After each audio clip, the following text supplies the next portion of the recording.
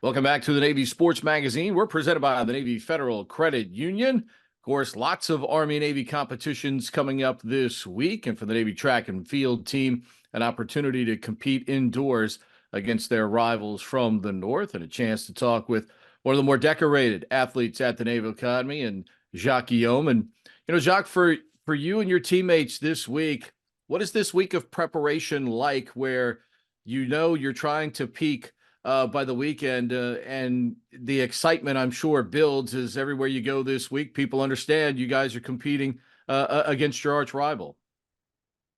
Yes. So this week, always anticipated, is the first thing we always talk about.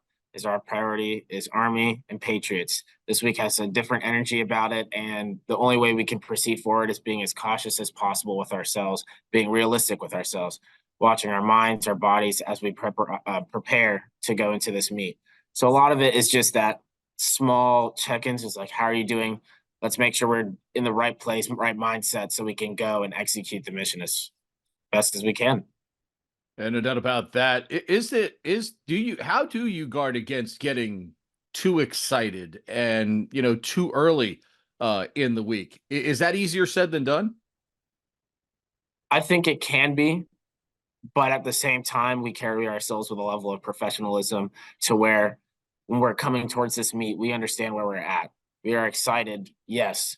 As we're executing our races, we carry ourselves with a different level of professionalism that requires us to approach every situation face value, just like we would be in preparations to be officers. So there might be a little bit more excitement at some points than others, but I don't think there actually can be too much excitement, especially for a meet like this.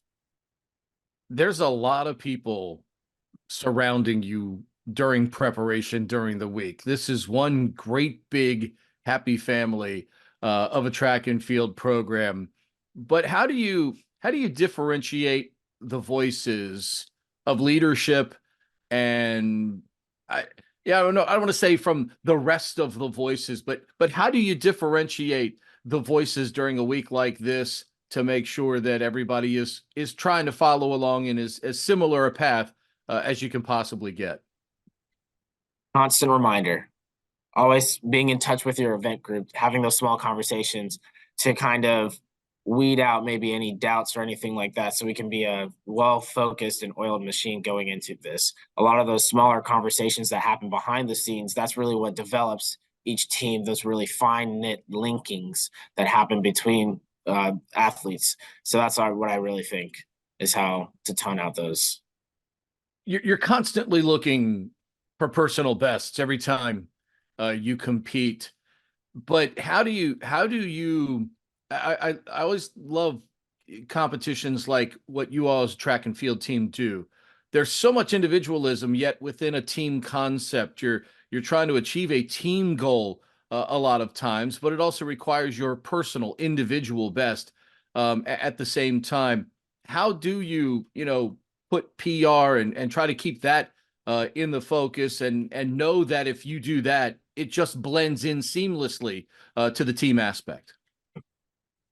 So something that I've always talked to myself about is there are only 4 years you have in the Naval Academy. Four. That means you have 4 years to be on the track team.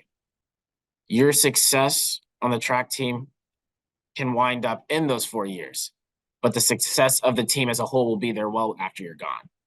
So the best thing I can do is work hard every single day, come, show up, be the best teammate I can be in order to have the success of the team, because the team's going to be there well before I'm there, and it's going to be there well after I'm there. So that's kind of what I keep in mind every single time I'm about to race. It's like, this is not just for now. This is for the future and the success of a program, so that there might be a teenager one day, he or she's looking up and they're like, wow, this team is very successful. And I could live in the moment and be like, yes, this is great. But I also know that that person could be the future of Navy track and field one day.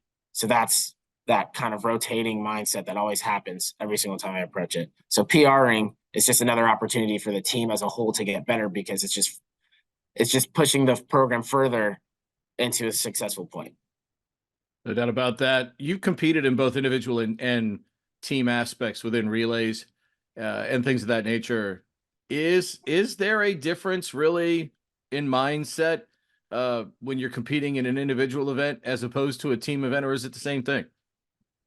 I believe it's still the same thing. And you might be in a 400 with 6 different guys, and the next heat, one of your teammates is still in that heat with 6 different people, and it just keeps on rolling down like that. There's still that team aspect that they're looking at you when you're running your rep.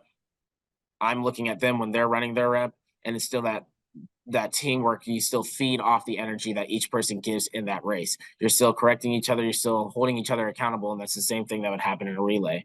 The lead off goes, and everyone's still observing. You're critiquing them, but you're also knowing that they're working as hard as they possibly can. So that's where that dynamic works on both sides, even though it's not as concentrated in the 4x4 or it's not as concentrated in individual events like the 4x4. There's still that aspect that can still be based off of.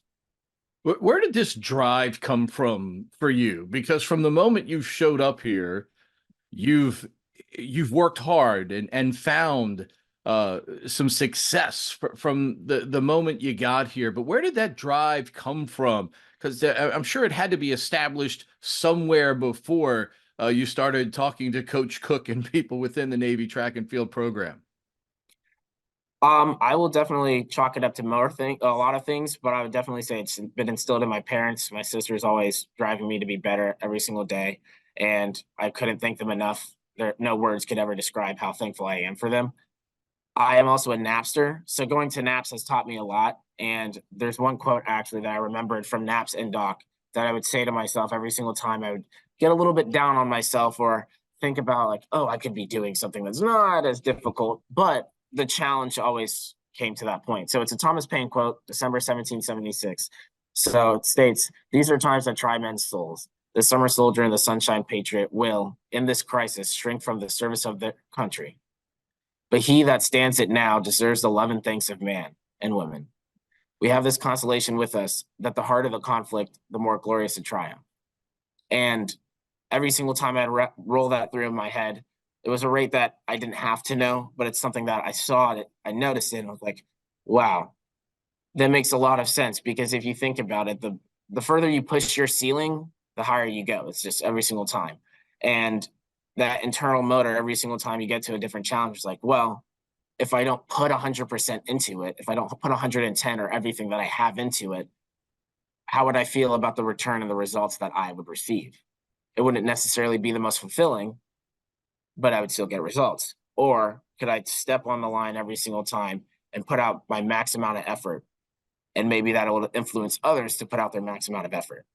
And it's that constant drive internally from the fact that I know that I want to achieve a lot and I want to see others achieve a lot.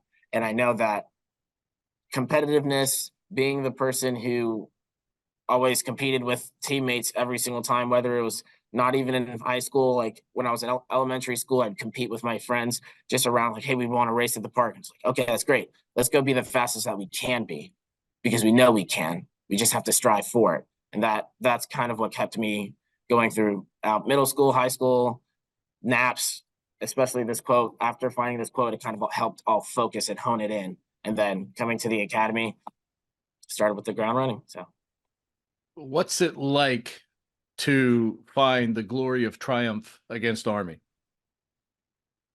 So I was able to find that out as a plebe, and it was probably one of the most amazing experiences I've ever had.